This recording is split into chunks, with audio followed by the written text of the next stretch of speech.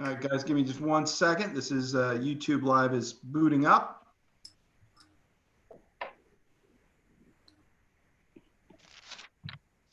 All right, and we are live on YouTube.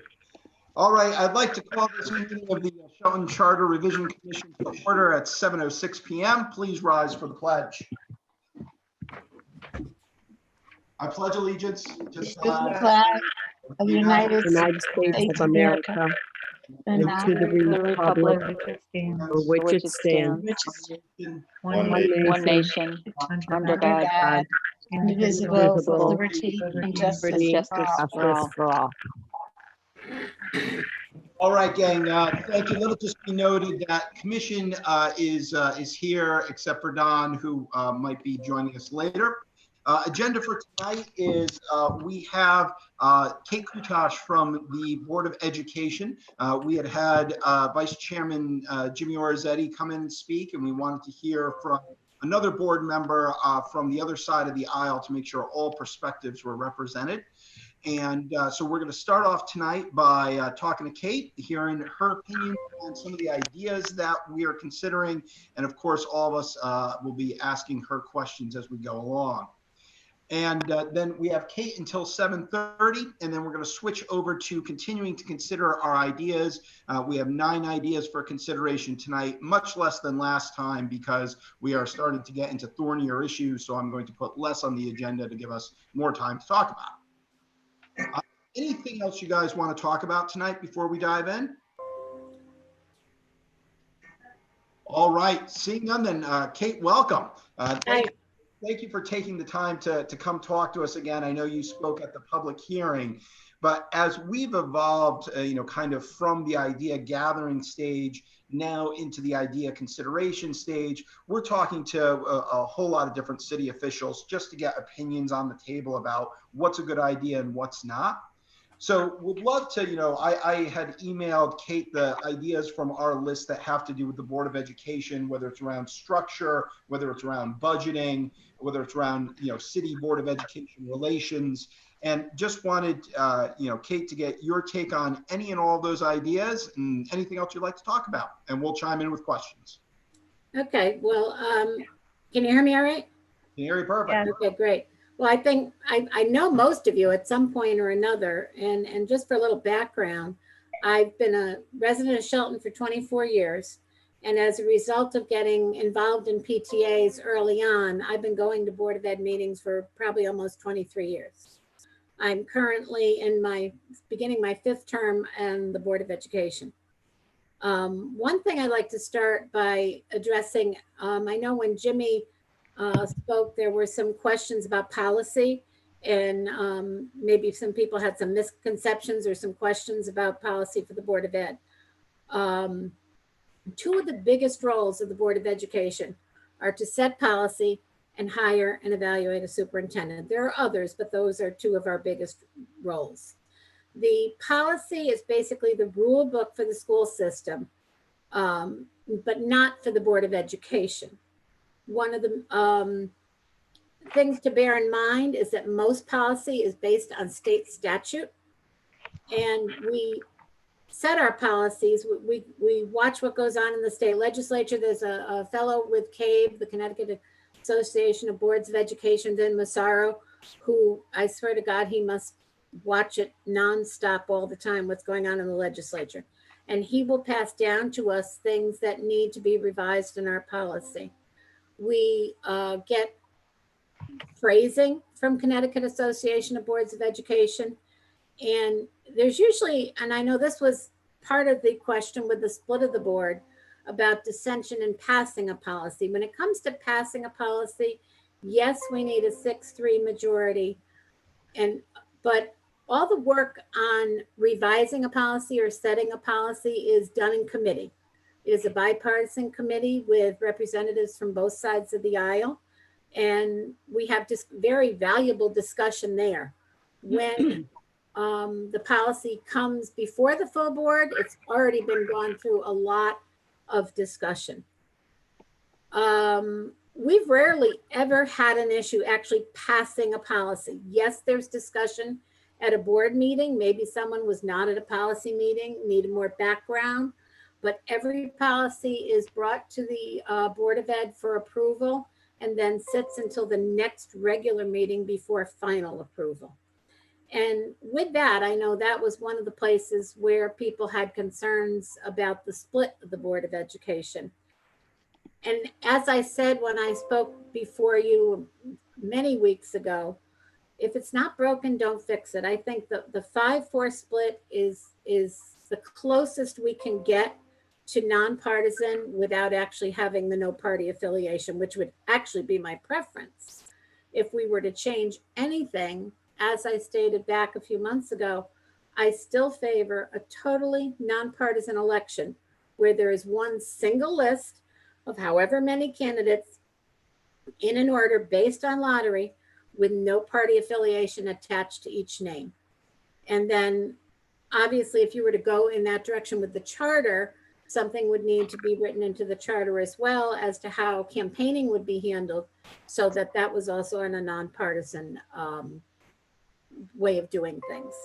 The 6-3 split you have discussed is the biggest split that is allowed at the state level, that they recommend just a bare majority like we have now. Our Constitution is built on the concept of checks and balances so that no one abuses power. And with a 6-3 split, it gives all control to the majority party with no checks and balances left, because then that 2/3 majority would always go with the 6. I feel it's only, I know there was discussion about dissension among the board. I feel it's only been since November that there's been any true party-driven friction on the Board of Ed, and that's coming off a highly contentious election season. In the previous years that I have served, we have had differing points of view on votes, but those have come from both sides of the aisle, with Republicans and Democrats both voting on the same side of an issue.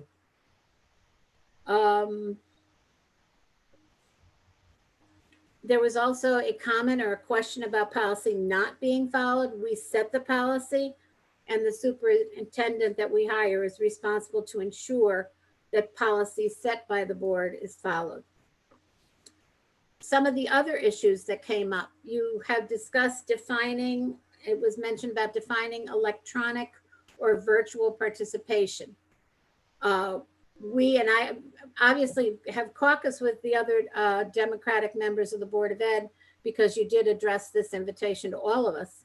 We agree that there should be guidelines, but those should be delineated in the bylaws of the organization or the board, because it's much easier to modify those requirements with, frequently evolving technology might need more frequent modifications, where we only attack the charter every 10 years.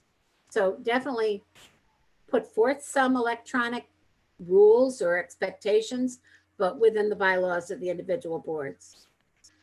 I continue to feel the need for 4-year terms is very important. The Board of Ed is a highly content-specific board. It takes quite a while to get up to speed with how things are done. I know we had one member a few years back when I was first on the board who had never had a child go through the public schools, who had no contact with the Shelton public schools. And this person was basically a silent partner, really not knowing fully what was going on. There's really a lot to learn.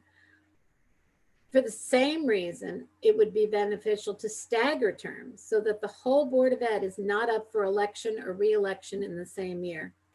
With 6 out of the 9 members being new this time around, it really slowed down a lot of the processes we had to go through in the budget process, with all the questions and bringing newcomers up to speed on why we did certain things or how we spent money the way we did.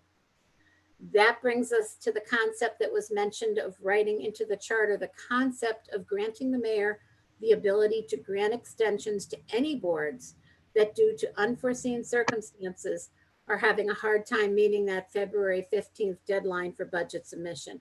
And we all four definitely agree on that. Possibly the mayor recommends it to the Board of Aldermen and they give a final approval. But it's very definitely, we were met with a lot of, as Jimmy said, extenuating circumstances between new members on the board. We had a new finance director, and obviously the change in the superintendent. We do not agree with anyone but the board electing its officers, as they will best know who has the time, the commitment, and the knowledge of the board functioning in order to serve. In addition, doing so would make the board chair a political appointee, which would then be counterproductive to that nonpartisan goal I've mentioned before.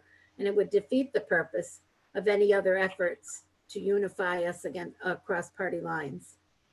As far as electing Board of Ed members by ward, we really did not feel that was relevant to the work of the Board of Education. We serve the entire city and its students, not just one small area of the city. Students draw from all across the city. There may not be an interested or qualified candidate within a particular ward, while there might be an abundance elsewhere. And voters should have a say in the makeup of the entire board. I think I've touched on everything you discussed or had questions on. If I missed anything, feel free to jump in. That was great. Thank you for all of that. I have two questions, and I'll open it up to the board, right? One is, in terms of structure, like as I'm thinking about, the 5-4 versus 6-3 split, and then your statement on policy, having the 2/3 vote, shouldn't those two things be aligned one way or another, right? If majoritarian rule is the right rule philosophically, right, that it should be 50% plus one, shouldn't it be the same for the policy? Why would there be a higher bar for policy than it would be for actually electing the board? Good question. That would be something we would have to look at bylaws and see, because there are certain things that are a simple majority. Policy is a 2/3. And I was looking through the bylaws getting ready for this meeting, and there are some few things that are a 2/3 majority. The passing of policy, which is a major thing for us. I know an issue we had in one of those early meetings was trying to end discussion on a matter. We needed a 2/3 majority for that and couldn't get that. And that one is, I believe, if I remember correctly, out of Robert's Rules of Order. Mm-hmm. So some of them are dictated by Robert's Rules, which is our rule book. Yeah, and that's one of the things as we're thinking about it, right? Like, we're thinking about all the same trade-offs that you're mentioning, right? It's kind of democratic representation versus checks and balances. And we're not just dealing with this on the Board of Ed either. There's other places where we're thinking about it, like planning and zoning, where right now you need a 2/3 vote to get anything done, right? And so we're wrestling with that tension. And so, like, would you say that if we were to keep it a 5-4 board, should the policy go to 5-4? Or is it more important to keep the policy as a 2/3 and allow a 2/3 majority from either party? Because it seems like you want to make those concessions. I think with a 5-4 board, 2/3, make sure you have people weighing in from either side of the aisle and approval. So, yeah, so you're essentially saying that you want to force bipartisan approval to get any policy change, right? That Correct. One party should not be able to change a policy arbitrarily. Correct. I'll suspend my other question. Gary, you had a question? Yeah, I have a few questions, and I don't want to get into the policy. It just doesn't make any sense to me how one board could bind another board. So if you have policies by a board and we have a new elected board, I just don't understand how that's legal. But we can go back and revise them, and we do frequently. So if something comes up with a particular policy that isn't working, like last spring, we had a policy prohibiting any kind of engraved signs or something, and one of the schools was raising money for a playground. We're going back, we're looking at that policy and saying, maybe it's time to change it. Maybe we're going to put people's names. But as far as rules are concerned, I'm not sure how you could bind one board, a future board, by a committee, by a rule. The policy book is always up for change. We're constantly revising and changing. But that's not my so I'm going to ask you a question, and everybody knows that I've been involved in community a long time. I've been a lifelong Republican. But my question is on the board is, do you kind of think the board is elected or appointed? Interesting question. I think the candidates may be more appointed, but I would like to believe it's the will of the people that are voting. And Well, let me finish. Forever, right? If you take a look at the history of Shelton, both parties usually nominate 5 people. So Republicans and our nominating convention or committee or caucus, you know, or a committee meeting, I'd say 50 people show up. I'm assuming that many or less Democrats. And so we have a total of less than 100 people in the city selecting 10 candidates, and then the public will vote for 9. I just don't see that being democratic. Hey, so Don. I don't understand your question and all that. So my question is that you know, both parties are putting up 5 people, and the public but they can put up to 9. Yeah, but they don't. This election was probably the first time. So the will of the people is not being, you know, has not in this election and the last couple of elections, they're really not elected, they're appointed. So the board that probably spends the most money in the city is appointed by the 2 town committees.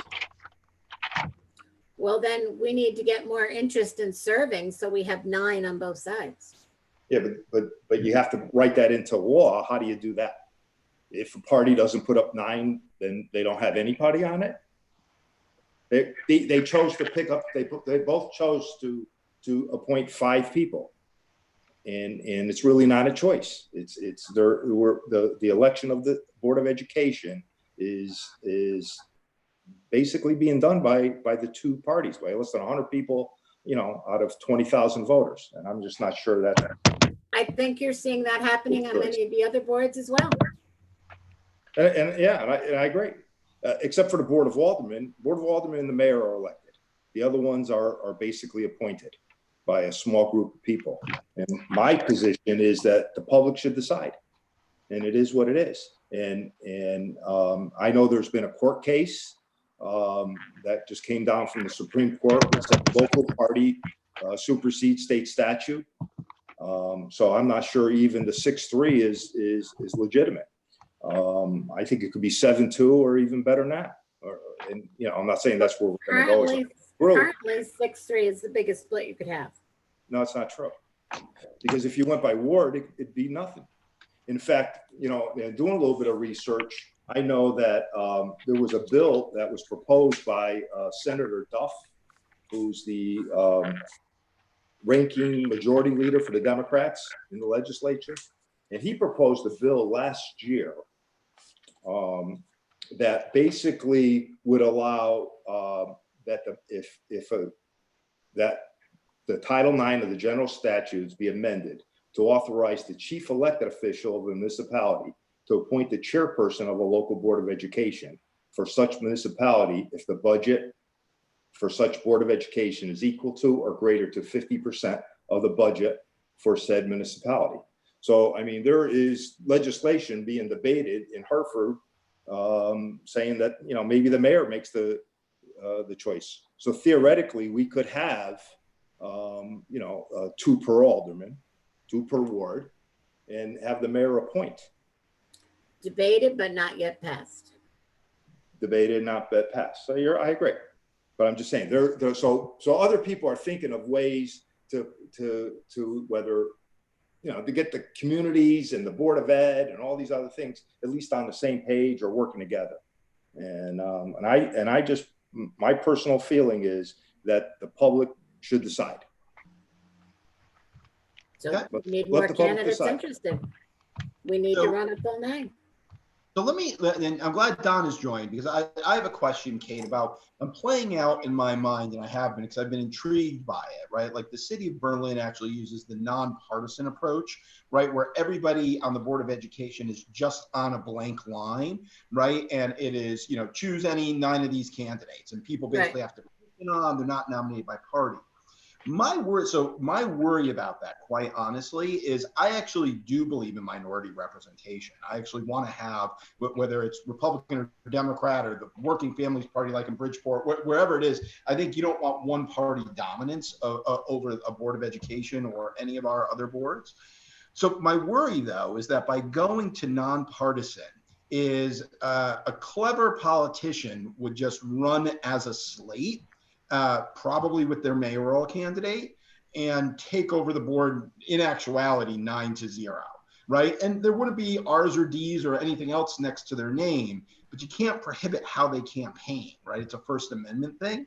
So my worry about it, as I've been playing it out, is, geez, we could end up with 9 Republicans or 9 Democrats on the board, and that gets rid of the bipartisanship or nonpartisanship that we initially wanted. Like, what's your reaction to that? Just I'm trying to think through this. That's very true. It's up to the candidates to make their standpoint on the various issues that are being discussed known, so that it's not just people voting for, oh, I know that name, oh, I know that name. It's like, oh, I'm going to vote for this person because this person always stands up for education. So you've got to really campaign, not just stay home because your name is on the ballot, which has happened a lot in previous years. People have done nothing and been elected. Right. But our public has made some choices, and just going back, I know I was looking at over the years. In 2005, the Democrats had the majority of the Board of Ed, right? And also in 2009. So the public does decide. Right. It's just that one person didn't get elected, and my feeling is so at those 2 particular times, Democrats.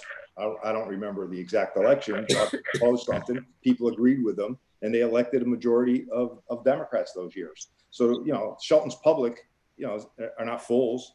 They know how to vote, and I think that no matter what we do, we should try to let that happen. That's America.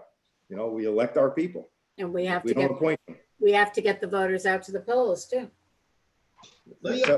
Let me open up to other folks. The other folks have Kate. Yeah, Kate, I do. Go ahead, Don. No, you go ahead. No, I wanted to go back to what you said about the 2/3 majority in adopting policy changes. You really didn't see any problem with that insofar as division or dividing along party lines with getting policy changed? Once we have brought it to the full board, there may be discussion, because as I said, sometimes someone wasn't at a policy meeting and they want more background. But there have been some policies we have worked on for months and months, hashing, rehashing, rewording, and coming to a consensus between both sides. It's a group effort. When we sit down at the policy committee, and I was chairman of that for over 2 years, it's a give and take with no party lines. We agree on what is best for the school system and how to best tackle the problem we're having, with recommendations from CABE. They send us, we seek out possible wording for policies from CABE, and they have anything they bring to us has been vetted through lawyers. So it will work with whatever the state statutes are at the time. And all the discussion is basically done in policy. I mean, yes, there is sometimes more questions when we bring it to the full board level, and we put it on the board agenda one meeting, and it used to say sits for 30 days, but there's not always 30 days between meetings. It sits till the next meeting for final approval. And sometimes we've gone back to reword something based on that first full board meeting, but I can't remember a time we've had one rejected.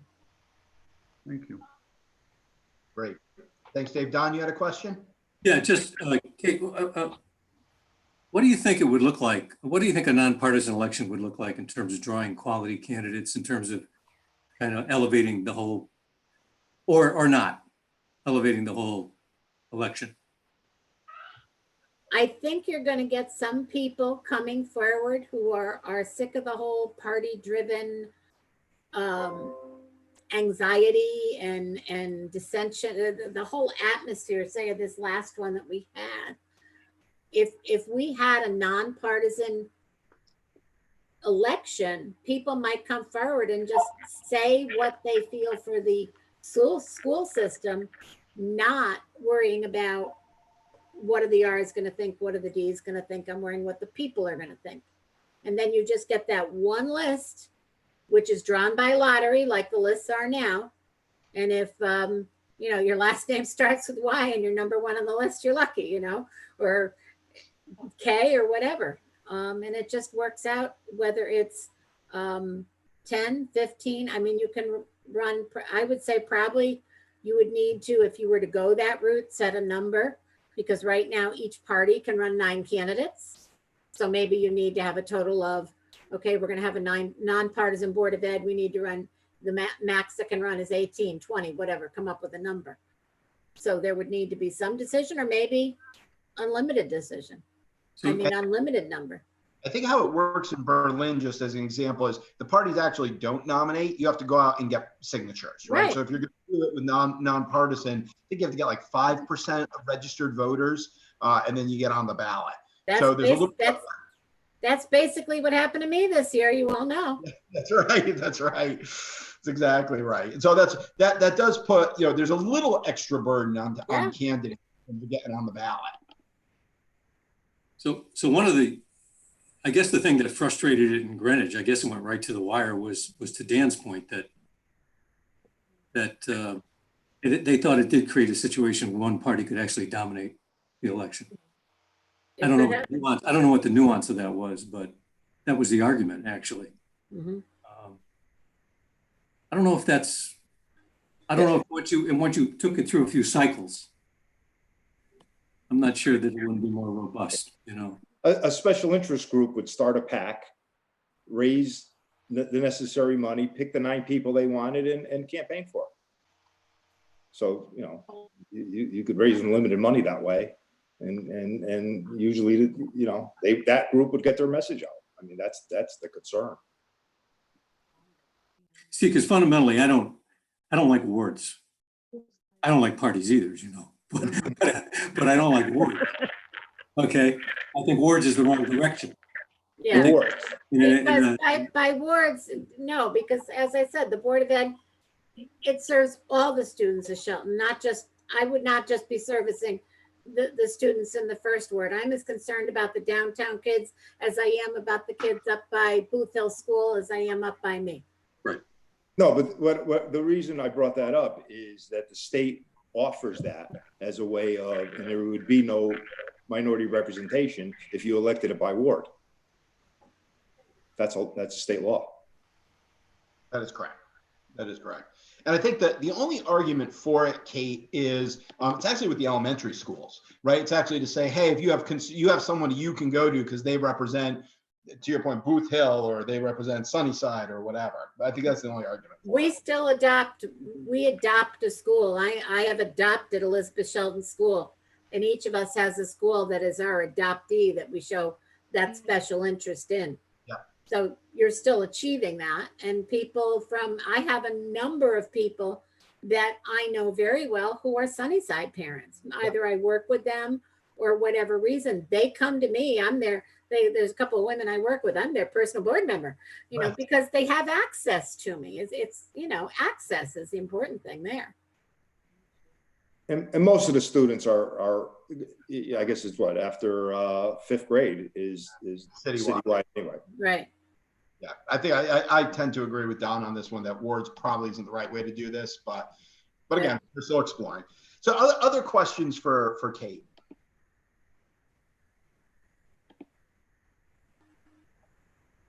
Okay. Kate, if not, first off, thank you for joining us tonight. We really appreciate it. And more so, just thank you for your continuing service on the board. The Board of Ed's a very demanding board. The pay is great, but we know that we all really appreciate it. So thank you for doing it. Yeah, thanks, Kate, for coming. Thank you. Thank you. Thanks. All right, team. We will pivot now to talking about ideas from our idea list. So last time we went through about 20 ideas, and we got through 10 of them saying that we were leaning favorably or else they wanted to accept or reject them. Not the final vote, but just giving giving an indication. And tonight I have chosen 9 additional ideas, and I'm going to share my screen. And if this causes any problems, let me know with anybody seeing it. 9 ideas where we had no disposition. So we were neither in our initial discussions in favor or opposed to them, but wanted to bring them up for debate tonight to see if people had opinions on them. Again, saving some of the thornier issues until we have the full town comparison complete. But some of these are actually a little thorny themselves, so we can talk through them. So first one is, and this was an idea that came from the public hearing on appointments, is that boards should have the power to fill vacancies in the event the mayor or alderman failed to do so in a reasonable time frame, like 60 or 90 days. So this is something that obviously we have, we've talked to the mayor and others. There sometimes is an issue with finding somebody who is willing to serve. And so sometimes you get long periods without an appointment. And I think the question is, would we want to give boards the same power that appointed boards, the same power that elected boards have, which is if the mayor and the alderman fail, let's call it 90 days, you can appoint someone, yourself. What do you guys think of that idea? I'm trying to get out of it. I went off the video. Oh, what happened? Is that Ruth Ann or Kate? That was Kate. Oh, hey, Kate. I'm here still. It's okay. So opinions on that. What do folks think? I don't have an issue with it. I think it's a good idea.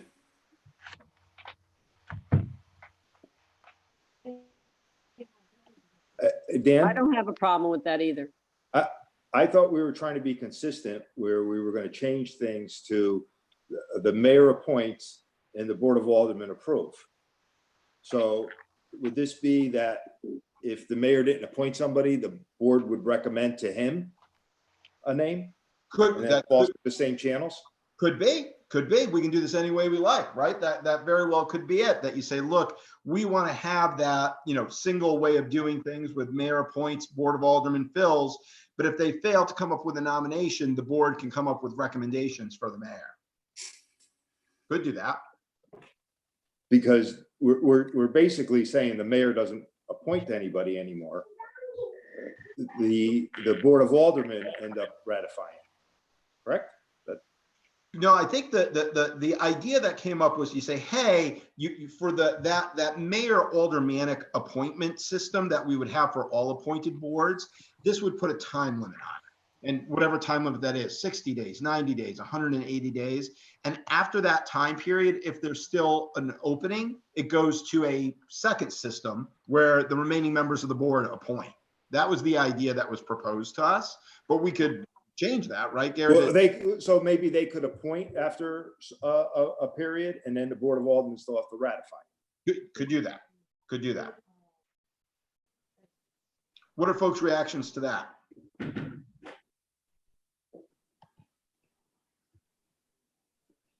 I guess so. The issue here is that you're given the mayor and the boards 90 days to fill the board. It's a lot of time. They don't do it.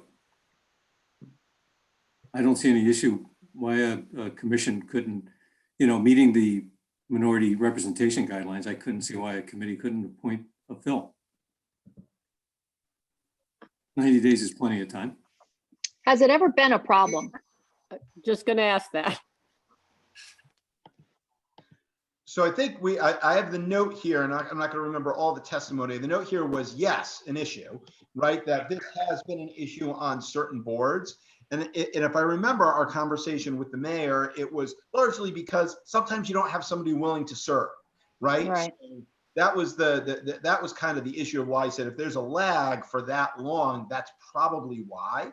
So I don't know if this is to me, this is not necessarily a power thing, right? That we're trying to take power away from the mayor or give it. I think it's a practicality thing, right? Which is, hey, if the mayor can't find somebody, is the board going to be able to find somebody? Well, that's my question. Wouldn't they? Exactly.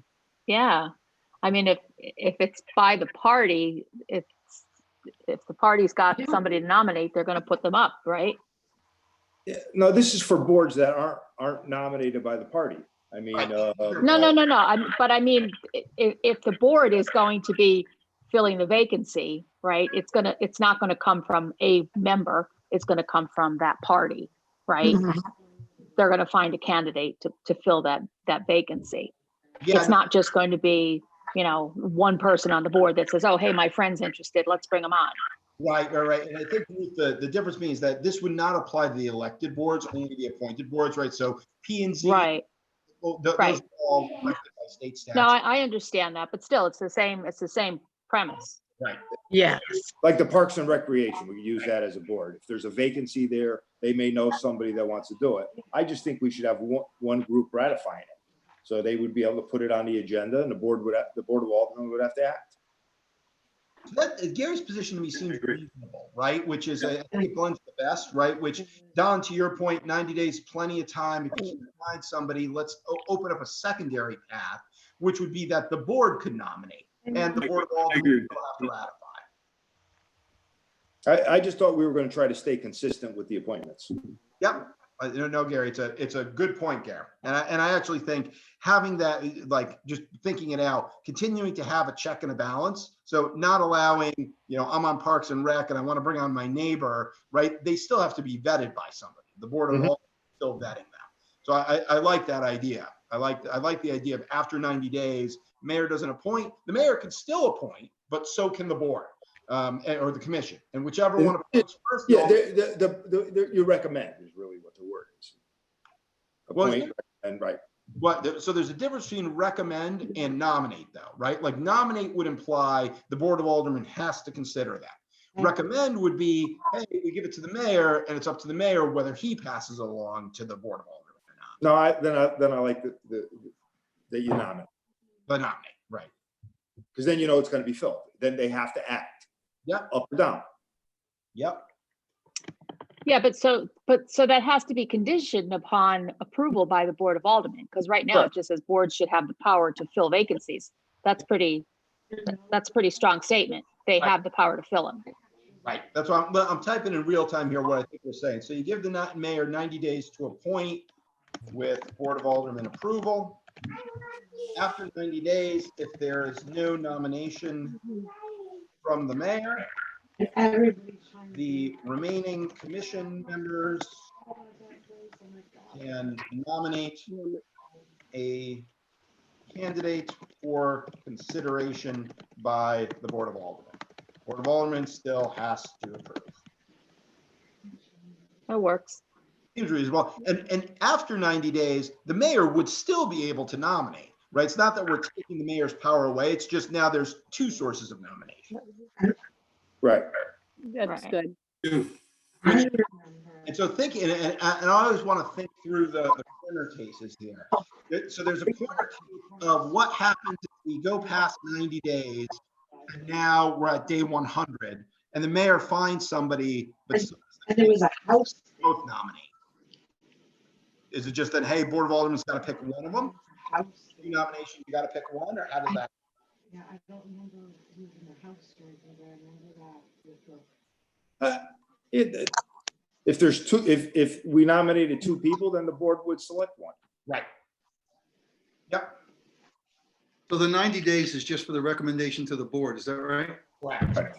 Okay, and how long would they have to approve? Would they have to approve within a short period of time after the 90 days, or could that still be delayed? We could In put 90 days to a point, then it would have to go on their agenda, right? right. We put something at, Board of Aldermen approval at next meeting or something like that. Right. So the next regular meeting would have to vote yay or nay. So the Board of Aldermen would also be on a time constraint? Yes. So the thing I would do is so they are required by charter to meet monthly, I believe. And so by saying it would have to be approved, once the mayor nominates, you have to approve or disapprove. And you're forcing them to say, hey, basically you got 30 days. No, this is the brother that opened up the second restaurant. Okay. Across from Any other thoughts on that? Sounds like this goes into the accept column. Anybody against this, or anybody think this is the wrong way to do it? It's just not the same as. Okay, we'll put that in the accept column. Are you going to put a limit on the Board of Aldermen to approve? Yep. That's just what Because I'm thinking 90 days is 3 months. If you add another 2 months to the Board of Aldermen, in case it can't get on one monthly agenda, you're talking almost a half a year with a missing person.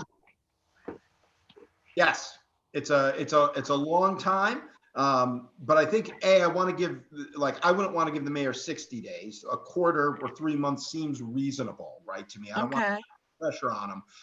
But then on the back end as well, if we put in there that it has to be at their next regular meeting, you're not giving them 2 months. You're basically saying at your next meeting, you should have at least one meeting a month. In reality, I think the board right now meets twice a month. You're basically saying, yeah, you just got to vote up or down on it once the mayor nominates. Up or down on it, right? Yeah. Okay. I think the maximum you would Did you want to put that language in here as well? Has to approve at the next board meeting? Yep. Board of Aldermen meeting? Yep. Okay. The Board of Ed approval at next regular meeting. Perfect. And we'll work, we're obviously language is important here on these. So, we'll, once we get into the actual drafting stage, we'll make sure that the language reflects exactly what we want it to say. Cool. Okay. Next one is, this was one that came from the public hearing, was P&Z and inland wetlands should not be involved with the administrator selection, which should be left to the mayor. So basically, there is no prescriptive. There was a question of, does state statute prescribe this? And the answer is no, it does not, right, in terms of looking at it. The question was the philosophical debate being, look, these are employees of the city and they're heads of departments, just like any the director of finance or any other head of a department. So on the one hand, you say, well, they should have, they're just employees the mayor should appoint, and maybe the P&Z and inland wetlands should have a recommendation role there. On the other hand, there's the other argument, which is, hey, we have elected boards for oversight here. They actually should be the ones choosing them. So I think there's an argument either way. I'll hold my opinion for a second. What do you guys think? Well, one of these boards is elected, the other one's appointed. That's also true. I don't know how an elected or appointed board with no HR department recommendations could really, they don't have the ability to hire somebody to make that appointment. Is it possible to separate the two Sure is. instead of grouping P&Z and inland wetlands together? Because they are exactly what Gary just said. But my feeling is that I think all hires should go through the executive, the executive of the city. Should there be a recommendation role in your view, Gary, or is it just like, nope, they should just, the mayor should just appoint them just like he picks his administrator? Well, that's a good question. I haven't thought about, what's the policy. So you apply to the board or do you apply to the city? So if there's a vacancy for the administrator for whatever board, right? Doesn't the HR department go out and we have a process to put an ad in the paper or put it on our website that we're looking for people, and we go through a whole hiring process. And that's done through the administration. It's not through a board. Right. I agree. I don't think there should be any recommendation from the committees. I think it's strictly be merit hires. And Good. Other opinions? Does anybody think we should keep it as is right now with P&Z and inland wetlands being the actual ones who approve? No. Has there been any issues with it in the past? You know, when you say issues, I don't think so, but I don't know for sure. I've not heard of any issues with it where the mayor disagreed with one of their picks. I think it's been pretty collaborative. I think it's just a philosophical question is, you know, to the point Gary made is, are these just like every other position? And giving my opinion, I think the answer is yes. I think there was a little rumbling a couple years ago with a new, with the new Planning and Zoning Commission, when Rick Schultz resigned. Yes. So I think that may be where this came from. I'm not sure, but I would agree with the fact that the mayor is the hiring authority and the city is the hiring agent. So it should not, you know, I mean, it would certainly be a courtesy for the mayor to allow the chairperson at minimum to, you know, to sit in on an interview or to have a discussion with the potential person. But other than that, I think that the final decision rests with the mayor. And it does, I guess, with the approval of the mayor, how it's written, I guess. Right. And I think there's some fire department issues like that. And I don't know if Parks and Rec, we probably got to go through the whole charter and look at all employees, or put a provision near the end saying this is how all employees are hired. Yeah, I think so, because this language is throughout the whole charter. Right. The similar language, and none of it today where you've got to have good personnel control. I mean, you can't have this, even the expectation that you're going to participate in that process. Well, and this point was brought up by the current chairperson who felt very uncomfortable having that as a provision. She doesn't want that. Yeah. So if a person decided not to change his own hours or whatever else, it's up to the board that's going to give all that. Hey, how all does that work? Isn't it all done through the executive part of of government, the executive? I mean, if there's any kind of performance issue with an administrator, then I would assume that the chairperson would go to the mayor and say, hey, we've got a problem here. Right. You know, this is what, you know, what's happening right now. So, but again, it shouldn't be their role to dismiss them or to hire someone. It should be the city's role. And just we have like a merit, as in any merit system too. Yep. Mm-hmm. So just to say this back to make sure I have it, we like the idea. The mayor is the hiring, I'm just thinking Ruth was, mayor's the hiring authority and the city should be the hiring agent. There's no formal rule for either P&Z or inland wetlands. It'd be up to the mayor if he wanted to extend as a courtesy to the chairperson or the whole board, but it's up to the mayor. And we want to make sure this is true for all appointed boards, right? To the point of going through the charter, and I'm putting with the exception of the fire department, right? Where once again, the fire department is a unique animal in and of itself. And so want to make sure that we treat that one differently than, you know, or at least give it different consideration than the other board, because it is all volunteer. Is that right? Did I capture what we were thinking, or? Mm-hmm. Well, what Yes. about, okay, what about the fire marshal? So we're going to get the fire marshal stuff in a minute, actually. So I was thinking the fire commission, not the fire marshal. The fire marshal actually is an employee. Or the chief. I mean, what happens with the chief? Is that the same thing? I mean, I'd have to go back and read it, but. Yeah, I think with the chief right now, it is that the commission actually recommends and then the mayor appoints.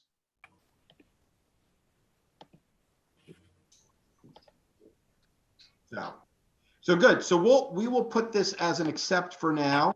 So we like the idea. Need to actually go in and figure out where else this is true.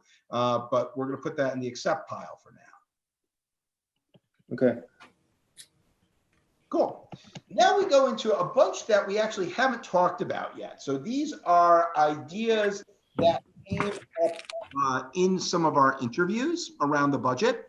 So the first two came from the purchasing agent, right? Where we should change, you know, one of his proposals was we should change the least cost most responsible standard to a most responsible standard. or give a check and balance way around it, right? That you go with the least cost, most responsible, unless the Board of Aldermen says otherwise. So basically saying that, hey, for the, most of the bids that we have are not, not bidding for pencils, right? Where there's obviously, no, just get the cheapest pencils that are out there. They're actually complex services. And some of the time you can have somebody come in with a low initial bid, but then you have all the change orders that go along with it and it ends up being more expensive. So that was his argument for it. Obviously, the other argument for it, keeping it the way it is that least cost is probably the only objective way to do it. With everything else now, subjectivity comes into it. And with subjectivity, the possibility of shenanigans, right? Of, hey, it's my friend Bill, and I think he's most responsible. So those are just the two tensions that we have to wrestle with here. So one of your professional services are exempt from this. And that's probably your most critical issue where you really get into judgment. Yep. When you get into most responsible, unless you're pre-qualifying candidates, you're opening up a can of worms. And I'm not sure the least cost doesn't. I'm not sure the least cost is not a good idea. Unless you're going to lay out a protocol where you're going to pre-qualify candidates, but if you're just subjectively going to say, well, you're responsible and you're less responsible, and we're going with him, I think you're opening a can of worms. Other thoughts? Well, we discussed how they could come in with the least cost and then do a lot of add-ons later on. So it ends up not being the least cost. But that is that for like a contract to build a school, for argument's sake? Or is this? It could be anything. Or is this for a can of beans? And the answer is the way it's established, it's anything that's above a certain amount, right? Like that's the amount we're going to set with, whether it's 15, 50,000, anything that costs more than that has to go through the bid process. So professional services, I don't know how you define that, would be the most responsible. And then for goods and services is the cheapest, right? Is there a difference? Good. I mean, this is where I'd have to check legally if you could separate goods and services into those two buckets. Let me offer another opinion that is aligned more with Don's, but I actually think is slightly different. I actually like the idea of keeping least cost most responsible, but with a release valve through the Board of Aldermen. And the reason I say that is, look, the purchasing agent, like you don't want to give the purchasing agent too much leeway, right? Because in not our current purchasing agent, but we saw what happened down in Fairfield. You see what happens in towns when the rules are just loose. But I get his point that sometimes you don't want to go with the cheapest guy even for maybe quality reasons, right? So never mind most responsible. Maybe you're like, hey, we're building a new school and man, this guy's the second cheapest, but he's so much better based on his record. I think the purchasing agent should be able to appeal to the Board of Aldermen or to the mayor to go to the Board of Aldermen to actually say, no, we're not doing least cost on this bid. So there's a release valve to get around it. It's a publicly visible one, not one that he can just do behind closed doors. Well, because there could also be a history with that particular vendor or contractor that there's a lot of change orders to their practice. So if they come in again with the least costs, but they have a history of just really, inundating with change orders, then least cost is out the window, right? Yep. When you pre-qualify, that all comes into play. Guy comes in, you're out. We've worked with you before. This isn't going to work with you. And this is right. Why. He doesn't even bid. Right. And the issue, again, the professional services, like if you're doing a school and you're hiring consultants or architects or anything, they're exempt. That's purely committee judgment about who's the best for this job. And why would they be exempt, Dave? Why would they be exempt? They're exempt because there's a distinguishable difference between certain professionals and others. It's not simply a question of low cost, it's who can do the best job. as Gary said, it's not a can of beans. You're not speccing a telephone right down to its, brand. It's Yeah, and I could see that with big projects like school buildings, but what about something like the professional that was hired by Inland Wetlands to review an application? So it was a independent review, right? So the city had to review, the applicant had a review, and then this was a third party that was brought in. And I'm not commenting on what transpired, but that would be considered a professional service, but not a high dollar amount, right? I mean, it might have been $10,000 or $15,000. Right. Where most of it is. Right. Where most of it is. Like an environmental consultant. Exactly. They have a history of environmental consultants in Shelton. But I mean, there's lots of them out there. Traffic consultant. Yep. Yes. Right. So a couple different ideas here, all right? One idea Gary had was split, right, between goods and services.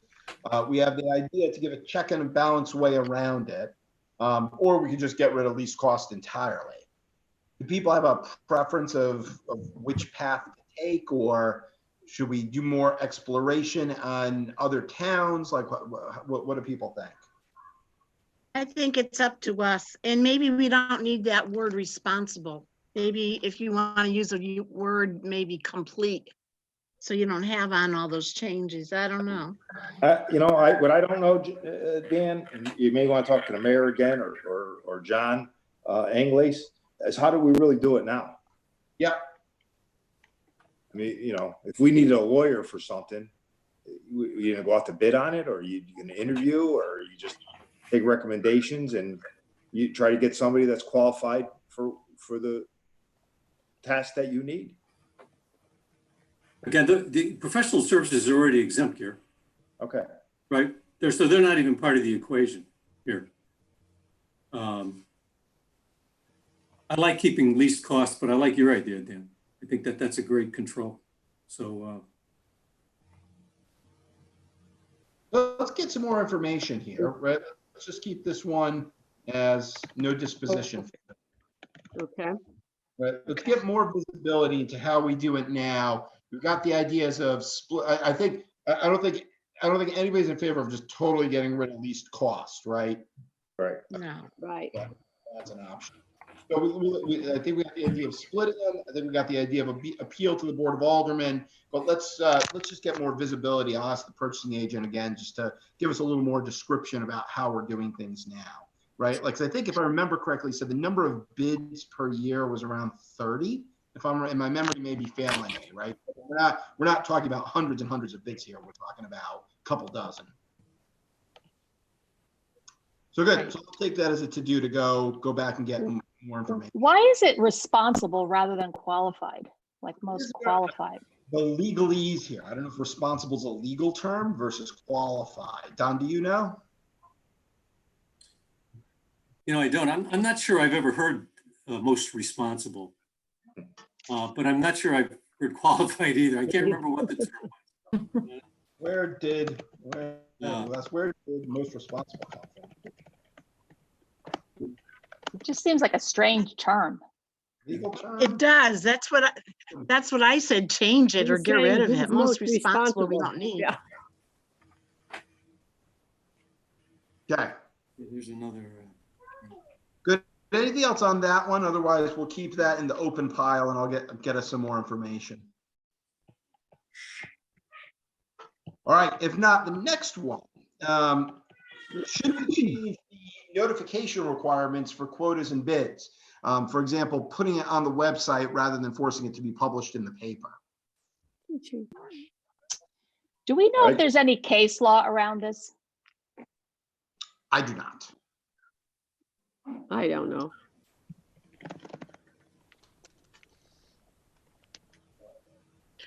Couldn't we put a year limit for the newspaper and say for the next 5 years, we will do the newspaper, and then after that, then we will just go to websites? I that think will it's get the public used to it. It's like a limitation. I think Okay, guys, you you're got 5 years. Go ahead, Gary. you gotta pull the Band-Aid off. I mean, he was basically saying it's $30,000 a year. It's a nice savings. Yeah, and I'm sure that law, or if it's a law, whatever, the Not a law for requirement, well, the requirement, it's got to be required by somebody, or why are we doing it at It all? was in the It's gotta be- charter, but it's not in statute, like. No, it's not, but excuse me, I think it's per FOI. If you look at, if That's you what look I at was your thinking. FOI, it's one of the requirements of FOI. Okay. That it's That's- published. That it's published in the way it says is the most read or most, Most circulated. yeah, circulated, yeah, Yeah, so the that highest is per circulation. FOI. Yeah, the newspaper with the highest circulation. There's Yes. probably an affirmative action issue there too, isn't there? Not this one. I think this is in our charter. It's not in statute. You could have a It's lawyer. not look at statute, Gary. It's freedom of FOI, information. freedom of information. When we say free So FOI, wait a minute. What's the freedom of information for a bid?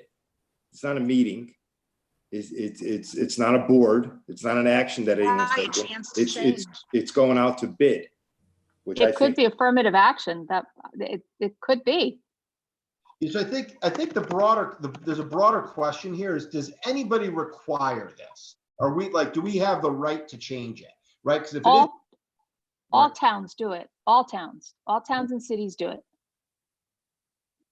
So there's got to be some requirement with FOI that it's needed to be done. But the question is, have they looked, or has anybody challenged this? Because these newspapers are no longer have high circulation. Print publications just about buried, and websites weren't a thing back then, right? So now that there's other ways to get that information out. Well, if they do, then let them take us to court. That's one way to do it.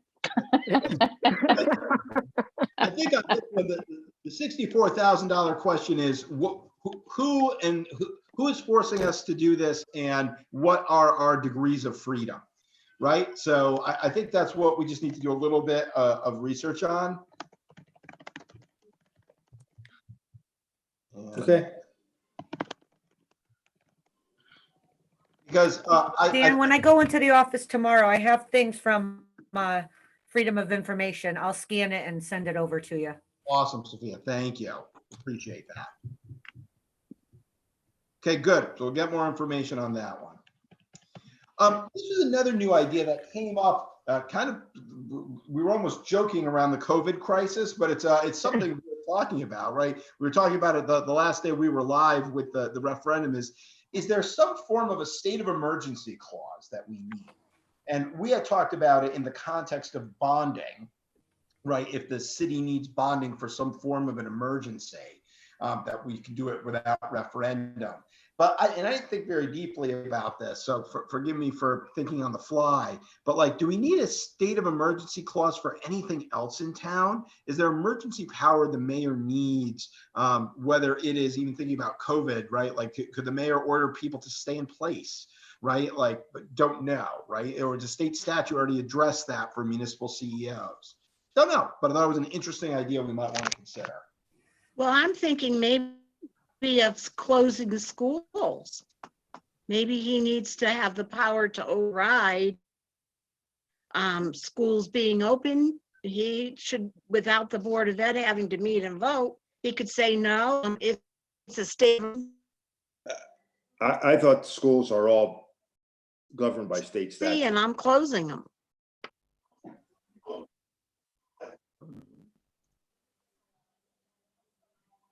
No, nobody's saying anything. I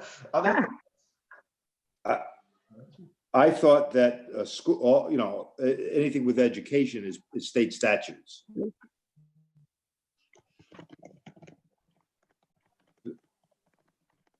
Does that order have to come from the governor? The governor, the commissioner of education, I would think. Well, if the dam let loose, the governor probably wouldn't call it off. The city people would first.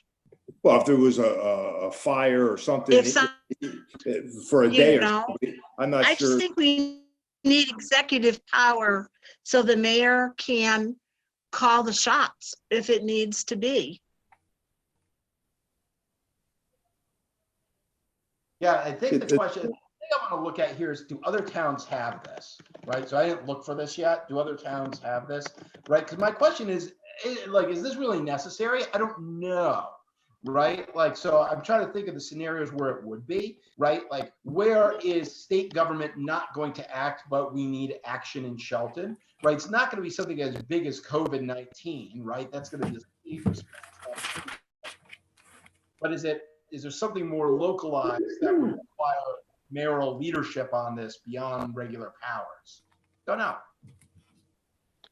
I don't know either, but it's a thought. Yeah, that's what it's a thought. I wanted to bring it up. I think it's a thought. I think we need more information. So we can look into that. Okay. You would think that if there was any kind of incident in our town, that the mayor would need to call a natural disaster or something like that. God forbid the dam breaks, right? And all those tonic floods and all of those Right. people Or a down there are tornado. flooded out, or Even- right. But Right. so I guess the question is, what powers are we looking to bestow upon that executive order? That's not in state statute Right, for a mayor or first selectman. Or Right. chief elected right. officer in the town has duties, in statute. That's right. And because the powers would come from one of two places. Either one, you're taking away powers from other boards and commissions that would normally meet and vote, and you're saying, nope, mayor just goes and does it. Or you're taking power from the people, and you're actually saying the mayor has a right to overstep boundaries that he normally would not be able to overstep. Don't know what Like that forcing people to evacuate or something like that. Right. stuff like that. That's right. Close the streets or something on a riot or something. I don't know. Right. We can do that now. So I think let's look into it more. It's a new idea. Let's look into it and look at some other towns if they have this. That may also be something you want to talk to Mayor Loretti about, because maybe he's aware of what he has the power to do under some sort of executive order. Good question. Probably after 30 years, I'm sure he understands the boundaries of what he can and can't do. Right, right. So do we want to, it's a matter of memorializing it in the I'm not charter. sure he reads the charter to figure that out. This is true. Ask the mayor what he can or can't do. I can do anything. But we want to All put right. it in writing, Mayor. Yes. All right. Next one. Number 4, shift the city. So this came up in budgeting, and it was an idea that I think I missed one meeting, and I think you guys added in a note here to leave as the state fiscal year. I just wanted to confirm that, right? So one of the ideas was, hey, why do we have to start our fiscal year when we do on July 1st, given the fact that the state budget sometimes doesn't get passed by that point? Could we shift it later to like October so we're sure of our state funding, but didn't know if it was required by state statute? Did you guys talk about this when I wasn't there, or thoughts on this one? Yeah, I think the mayor talked about it. He says, leave it alone. If I remember correctly.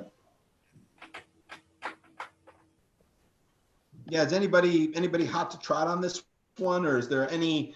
This obviously has ripple effects, right? Not just throughout the charter, but throughout our city government if we change the fiscal year. Yeah, you'd have to do a 14-month budget or 15th-month, but you're changing everything. I think That's if true. it's not broke, don't fix it, type of thing. I agree. I agree.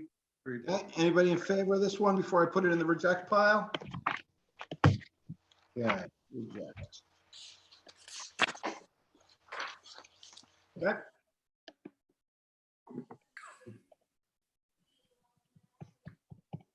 Okay, now we're on to some new stuff that this came in late to the March 15th deadline. And I think everyone got from Sophia the letter from the fire marshal. It basically said, let me see if I can open it up here. 1 second. What is it? Town clerk. 1 second, trying to find it so I can share it on screen.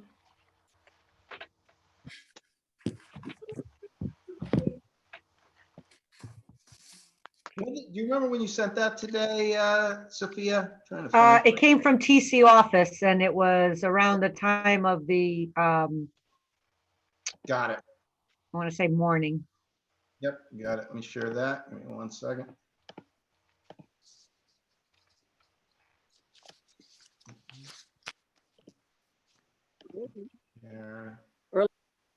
Share stream. I'm gonna share this screen. Joys of technology. There we go. Can you guys see it now? Yep. Yep. All right. So, letter coming in on the 10th from Chick Torah Fire Marshal, basically saying recommend the following amendments. Right. So under 693. Basically takes out the words shall be equal in rank, right? So this is the fire commissioners basically taking out those words. And this was one where I don't know if we want to have him in, because I don't know why you would do that, right? Shall be equal in rank. I don't know if rank means something else within the fire world, but I just didn't understand this one. Dan, could we just get him to elaborate on that in writing to us? I mean, it's got to be simple. Yeah. So Right. I can email him and just ask him to elaborate. And then the appointment section for the fire marshal basically said to basically what we said before is having the fire marshal report be appointed to the mayor. Whereas I think right now it is fire commissioners recommend and the mayor appoints. But he's a full-time person in the city. So I think it falls in the same category as any other appointment at department head. Yeah, so let's swim in this for a second, right? So this is where, let's go to 101 for a second. What does the fire marshal do relative to the fire department? The marshal is in charge of compliance, right? Of making sure that people are in compliance with fire. Compliance, if there's a fire, he's in charge, I think, afterwards, or Inspection. Yep. Inspections. Right. He probably has arrest authority. They review drawings. Yeah, I think state statutes dictates a lot of what a fire marshal can and can't do. Yeah. And does he have any volunteers that report to him, or is he just, nope, he's just got professional staff, or is he an army of one? No, he's not an army of one. I think he has some part-time people that report to him. He has the assistants that they're on his letterhead. Got it. And oh yes, and Deputy. and they're all paid. These aren't volunteer positions. These are all paid. They're all paid. Okay. Okay, so I think I want to ping a couple people on this, right? So unfortunately, we didn't have this in time to ask the chief, right? But I want to ask the chief and a couple other folks what they think about this. That certainly seems on the face of it that this is similar to what we talked about with inland and wetlands and P&Z. This is not a volunteer position.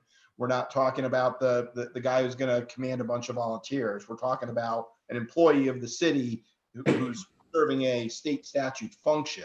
Does seem like this is something the mayor should appoint on the face of it. It's like the building inspector. I think it's the same. No, Yeah, I agree. Yeah. Mhm. In principle, I'm looking at Chick's language, and again, I don't know if this is the correct language. I don't know where he got it. I don't know. But for me, the whole last 6 lines, the fire marshal shall make reports to the mayor as necessary on the status of the department, subject to approval of the mayor, mayor appoint or remove. To me, that's all superfluous. To me, that's all, once you identify him as a merit employee, he works for the mayor tells him what he needs. He does what the mayor wants him to do. But having a lot of that language, I think, distracts from this process. And I think throughout this document, you see a lot of that. Yeah, I think that when we get to language, Don, I agree with you. I think there's going to be a lot of simplification that we're able to do. But right now, the language of this section reads, Board of Fire Marshals shall appoint and may remove, subject to the approval of the mayor, in accordance with the procedures set forth in Connecticut General Statutes and this charter, the fire marshal, deputy fire marshals, fire inspector, and other employees. So this is not just about the fire marshal. This is also about his employees as well, which right now are all appointed by the commission with approval from the mayor. No, is that right? That's what I just read. So right now, the fire commission not only nominates the fire marshal, but the deputy fire marshal and these fire code inspectors, if I'm reading that right. Who makes up the fire commission? Fire commission is made up of it's election of one per firehouse. So I believe there are four commissioners elected by the volunteers. And the chairman is appointed by the mayor. Right, chairman by the mayor. So you have four elected from the volunteers and one from the mayor. They elect their own, okay, from each firehouse? That's correct. Okay. But they're not paid and they don't report to the fire marshal. Correct. No, they don't, no. Fire marshal. So the fire marshal is a paid position, so he has subordinates. Correct. Yes. So basically this says that the fire marshal, subject to the may appoint and remove such personnel as the supervisor has the right to do that. Yes. Right? I mean, that's what their role is. Standard, right. With the approval of the mayor. So he can't just arbitrarily fire somebody, but with good cause, he could go to the mayor and say, I'd like to, fire this person or hire this person. Right. Yeah. There seems to be to me, there's a big difference here between the fire chief and the fire marshal, right? The fire chief, Yes. someone who's commanding volunteers. There should be a say that the volunteers have in who's going to be leading them, right? And I think we've come to a delicate system of checks and balances there that, to Chief Jones's point, is working. This one does seem different though. So I do want to ask around a little bit before we put it in the accept column. But this does seem like a favorable disposition. This does seem like this is what we're leaning towards. I mean, what's the difference between him and the finance director? Does the finance director have subordinates? No difference. Yeah. There's no difference. No. Building. He's just a department head. Good. So on these two, then on the first one, Dan, no discussion, and to ask fire marshal what he means by taking out these words, what effect it will have. And then on this one, we have a favorable disposition. We're going to come back to it. Check with chief around practical implications. And if there is any, chief and the fire marshal, chief and marshal. And if there's anything we're not thinking of, we're not seeing, right? But Dan, our goal is to be consistent with everything. Correct. Unless, if possible. If possible, right?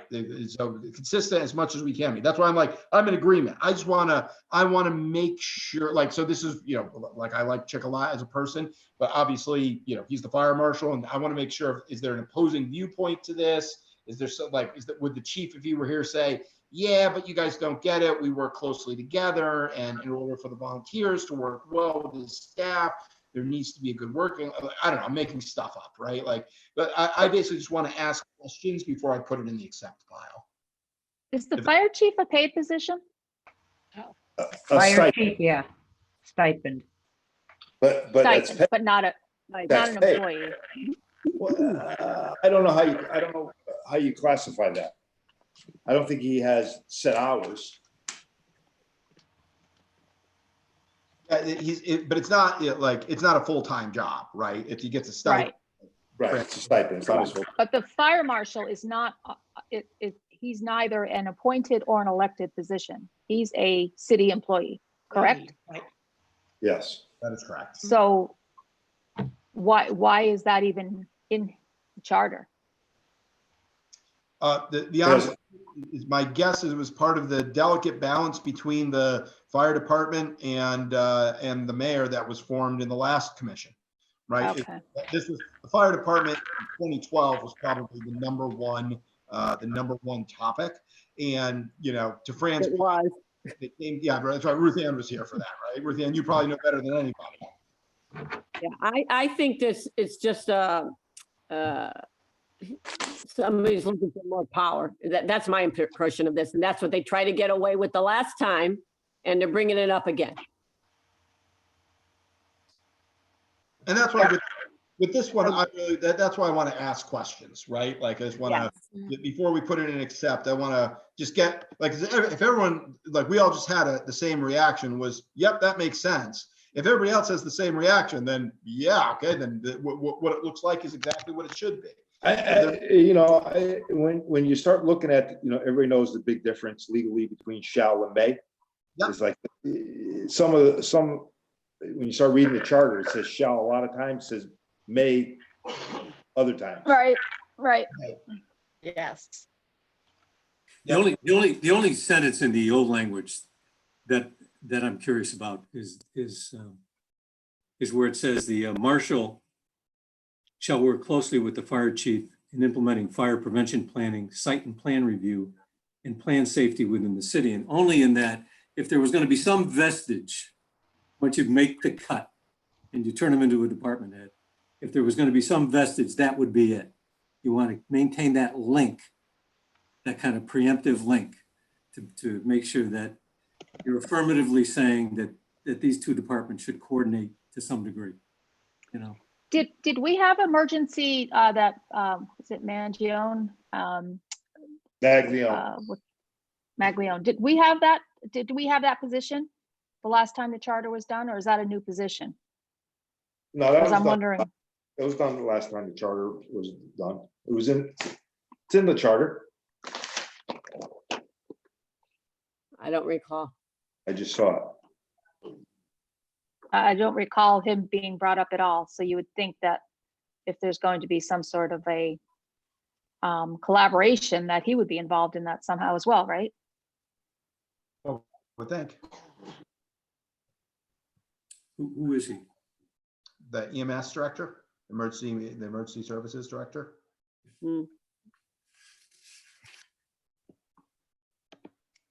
I just thought maybe that was a new position. No, that was That's in the original charter from 2002. Has that position always been filled though? Yeah. Okay. And if you look at in the beginning of this commission, I gave everybody like a strike through copy of the verbiage that was there prior to what passed in 2012. And there was Ruth Ann, I know that you were on that commission as well. That was major contention between all fire. Yeah. All right, so let's put this one in a favorable disposition column. We will come back to it, but let me talk to some folks, and if you guys talk to folks as well, let's just try to gather more information on this before putting in the accept pile.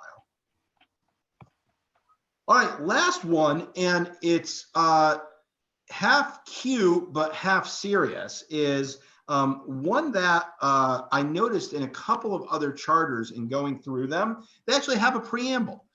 Much like the Constitution of the US or the Constitution of the state of Connecticut, they kind of almost have a statement of purpose up front, right? Of why we are creating this charter beyond just jumping into because state statute says we have to. Don't know, it's not obviously the most important or pressing issue. Don't know if folks thought that that was, hey, that's something that we should, you know, for a little bit of pride in Shelton, have a little bit of a preamble, or nah, it's ornamental. It's not worried about it. I like the idea of a preamble because that's where you can put in that this charter represents home rule and supersedes state statutes. We're applicable, right? Mhm. We're allowable. Where Yep. applicable.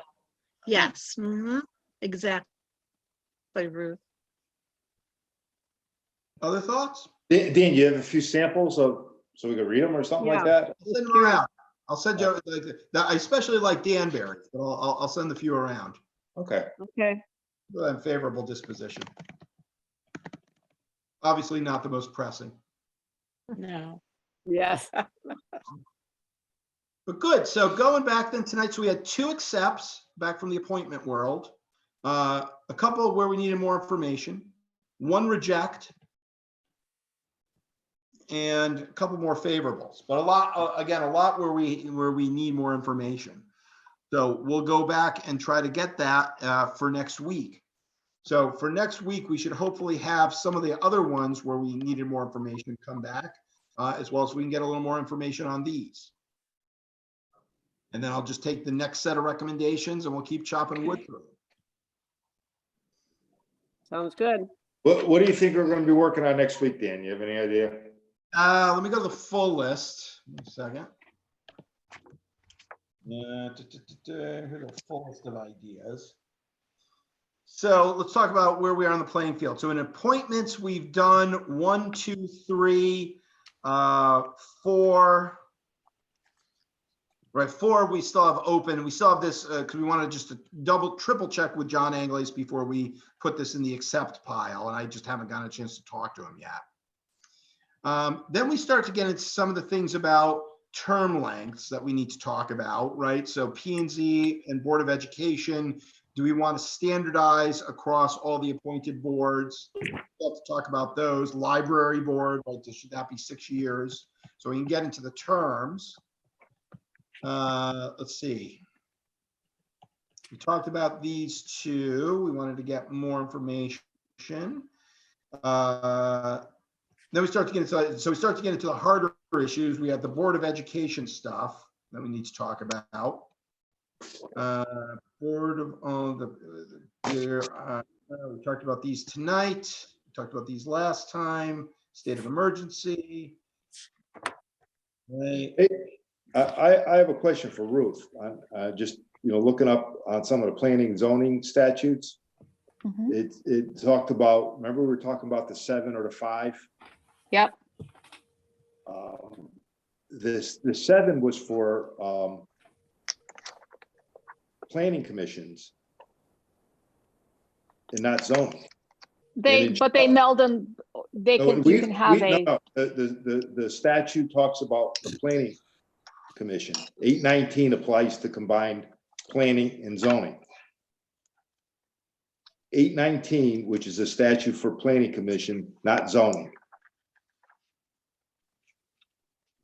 So we have a combined. So does the 7 matter when you have a combined? Under section 8-4A, it says in the establishment of a 5-member planning and zoning commission, the provisions of section 8-19 shall apply in the establishment of a planning and zoning commission. A4 talks about a planning commission, correct? No, it says 8-4A is zoning or planning commission may be designated as a planning and zoning commission. Zoning or planning, correct? Yes. So we're not a planning or a zoning commission, we're a planning and zoning commission. Correct. Yeah, I'm a little lost. What's the if you have a planning commission, you need to have 4-year terms, I believe. But if you're saying if you're planning and zoning, you have the discretion to be 4 years or 2 years. I would think so. Yes, it doesn't. No, say it's that. based on the amount of members you have. Section 8-4A is very clear about that. But my understanding is it talks about a planning commission, not zoning. No, it says right in 8.4a, in the establishment of a 5-member planning and zoning commission, the provisions of section 8-19 shall apply. In the establishment of a planning and zoning commission with 6 or more members, the provisions of section 8-19 shall apply, except that the terms of office shall be arranged that not more than 3 of such terms on a 6-member commission, 4 of such terms on a 7 or 8.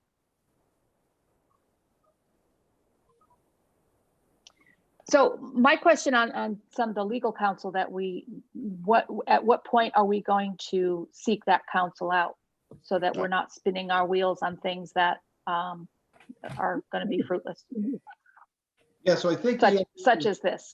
Yeah, so I think if you guys, so here is the issue that we're going to have, right? Is we're kind of coming to the point now where we're going to start talking about the issues that start to get thorny. And do we just want to jump into those next time? It's planning and zoning, it's Board of Education. Do we want to jump into those with incomplete information, right? Like I just haven't had time to finish the town comparison analysis. Or do we want to say, no, let's keep swimming in the stuff that's not as controversial or not as, like I just see the conversation going to, we're going to need more information. We're going to need more information. So do we want to wait to get the information to have those conversations, or do you guys want to have them?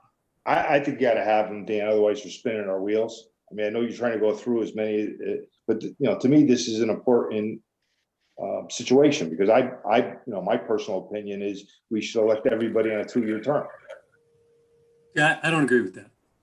Yeah, so good. So let me, rather than jumping into the debate now, let's make the next meeting our first hard meeting, right? So we're going to put on planning and zoning, Board of Education. I'll work my damnedest this week to complete the other town analysis, so we at least have those, especially for those 2 boards. We'll talk about Board of Aldermen as well next week, right? We have the idea of expanding it to 10 members, the idea of minority representation there. We can tackle all that next week as well. Okay. So what on earth is A, if we're unanimous on something or not, and B, if to this legalese point, if there's a legal question, we can go to Corporation Counsel and say, hey, we got a question, we need it answered. Okay. Gary, were you on town committee? Were you on the steering committee when it was changed from 2-year to 4-year terms? I don't remember. There had to be some sort of legal opinion provided that made us change. I remember it becoming an issue that we weren't in conformance with state statutes. With state statutes, right. Yeah. And that's why we changed. We were always a 2-year board.